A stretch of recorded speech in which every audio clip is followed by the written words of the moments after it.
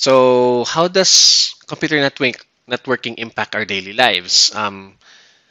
Computer networking supports the way we learn. Katulad ngayon, you're watching my videos dito sa CCNA Masterclass, and you're trying to learn kung ano yung tinuturo ko sa inyo in terms of computer networking. And itong video na to actually na pinapanood ninyo is coming from somewhere in the cloud sa internet going into your computer. And yung dinadaanan nun is something called the computer network. Okay? So computer networks support the way we learn.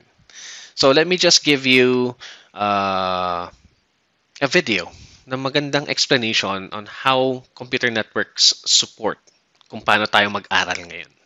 So let me just play this video. Tanggalin natin ang ating pointer para ma-click natin to. Yan.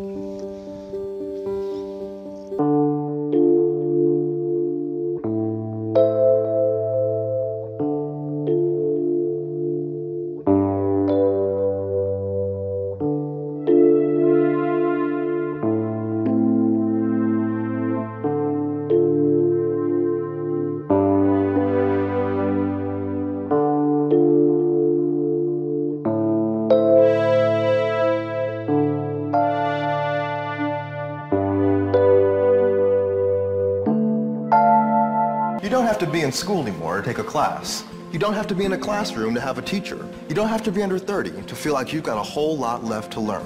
Your job, your world, might demand that you constantly keep learning. Learning might be something you keep doing all your life, because school might be something that always goes with you, right there, anytime, anywhere. That dynamic, networked flux of knowledge and teaching that's happening all around you, in the cloud, on the web, on your phone. So you could say, it's not about the classroom anymore. Or you could turn all that around and say, the classroom just got a whole lot bigger.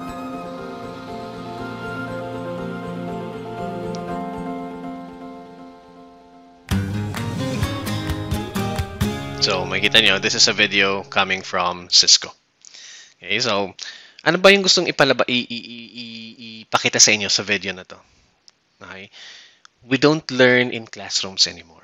Mas naging evident ito dahil nagkaroon tayo ng pandemic, yung COVID-19, na from a physical classroom, nag-shift tayo into a mobile web, okay, learning system.